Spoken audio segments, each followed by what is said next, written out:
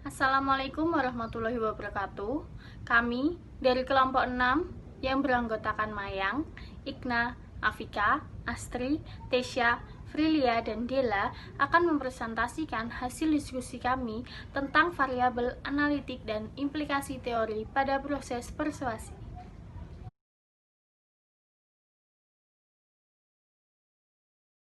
Saya, Mayang Ica, akan menjelaskan tentang variabel analitik. Variabel analitik adalah salah satu program penelitian persuasif yang paling luas yang pernah dilakukan, yang dikenal sebagai program komunikasi dan perubahan sikap Yale. Hofland mempertimbangkan variabel persuasi utama melalui sejumlah studi yang difokuskan pada satu masalah, seperti pendekatan variabel analitik. Kelompok Yale berasumsi bahwa orang-orang akan mengubah sikap mereka jika diberikan penguatan yang cukup untuk mendukung perubahan tersebut. Dengan kata lain, orang membutuhkan motivasi untuk memproses informasi yang akan mengubah sikap mereka yang ada dan tindakan yang mengalir dari mereka. Selanjutnya akan dijelaskan oleh teman saya.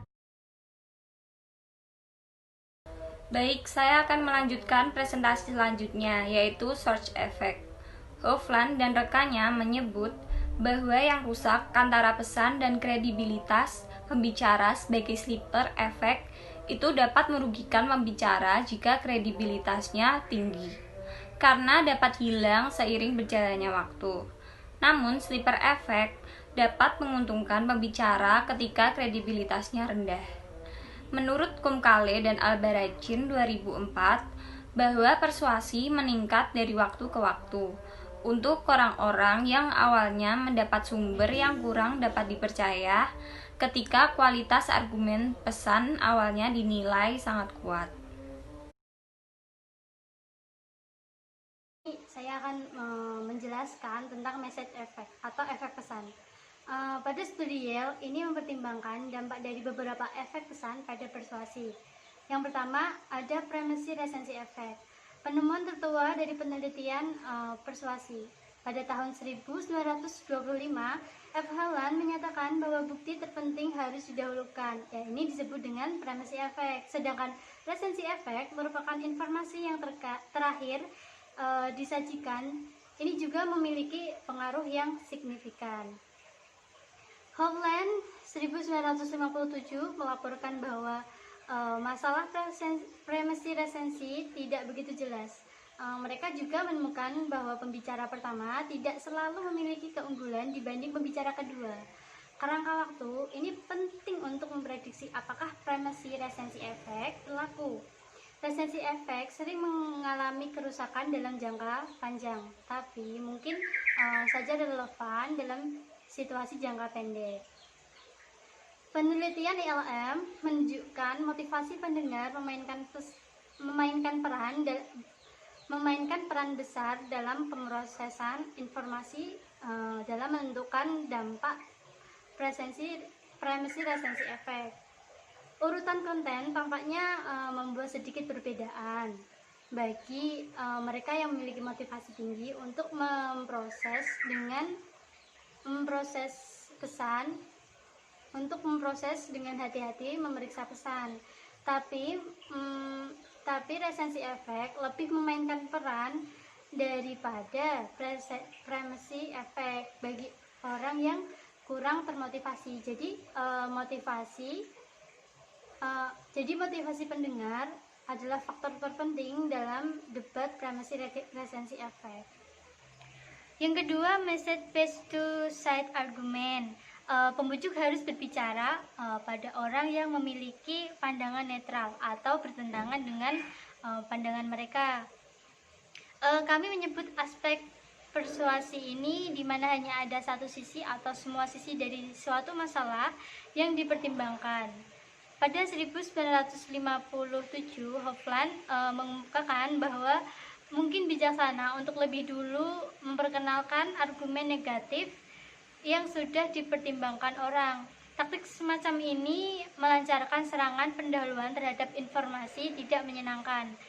Yang diharapkan para pembujuk mungkin sudah dimiliki pendengarnya.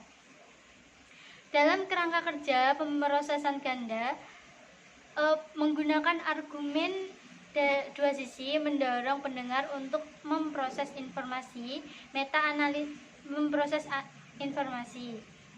Meta-analysis of message secara terpusat pada 1998, Allen mempertimbangkan 70 studi yang melibatkan 10.000 orang. Pesan dua sisi lebih efektif dari pesan satu sisi. Jika mereka menolak argumen oposisi, setiap kepemilikan memiliki nilai yang sama, cenderung mendapat keuntungan dari pesan dua sisi. Mereka dapat menghasilkan lebih banyak dukungan dari melawan oposisi. Best information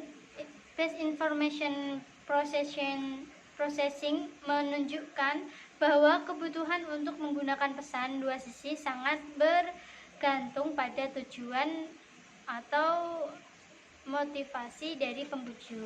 Selanjutnya, saya akan menjelaskan tentang biased information processing. Terjadi ketika pembuat keputusan menyukai posisi tertentu dan menafsirkan dunia dalam posisi itu.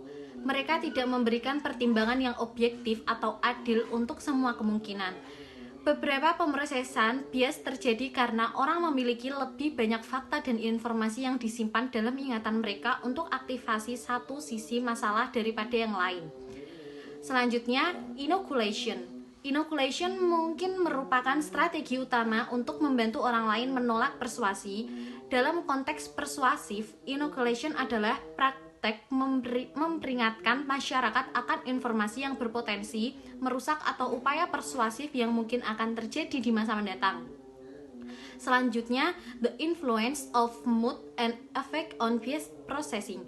Sebuah tinjauan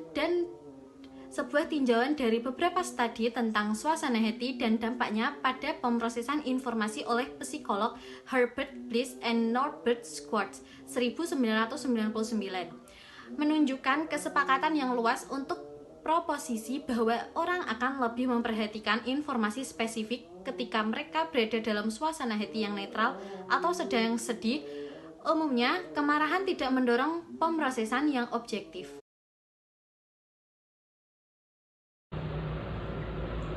Selanjutnya, saya akan menjelaskan tentang fear and grief reduction. Ketakutan terus menjadi salah satu taktik yang paling banyak dipelajari dalam penelitian persuasif. Kapanpun rasa takut atau emosi yang tidak menyenangkan lainnya muncul dengan kuat, baik dengan peringatan lisan ataupun pertemuan secara langsung dengan tanda-tanda yang bahaya. Orang tersebut menjadi termotivasi untuk menangkal keadaan emosi yang menyakitkan, dan usaha ke arah ini akan bertahan sampai isyarat yang menyusahkan dihindari dengan cara yang lainnya. Rasa takut yang kuat dengan pesan berefektivitas rendah mengarah pada penghindaran defensif, di mana orang-orang mencoba menghindari, mengabaikan, dan meminimalisir masalah jika mereka tidak dapat berbuat apa-apa. Selanjutnya, saya akan menjelaskan tentang anchor effect atau efek jangkar. Dalam social judgment theory, efek jangkar berfokus pada membentuk titik referensi internal yang digunakan untuk membandingkan orang lain, masalah, produk, dan sebagainya. The anchor juga digunakan untuk membujuk. Kesempatan terbaik untuk membujuk adalah pesan yang dianjurkan dalam posisi garis lintang penerimaan pendengar dan sedikit jarak dari posisi yang dia pegang. Salah satu tugas pembujuk yang lebih penting adalah menentukan apakah berbagai kelompok telah dengan tegas menetapkan jangkar pada posisi yang terkait dengan masalah yang dihadapinya.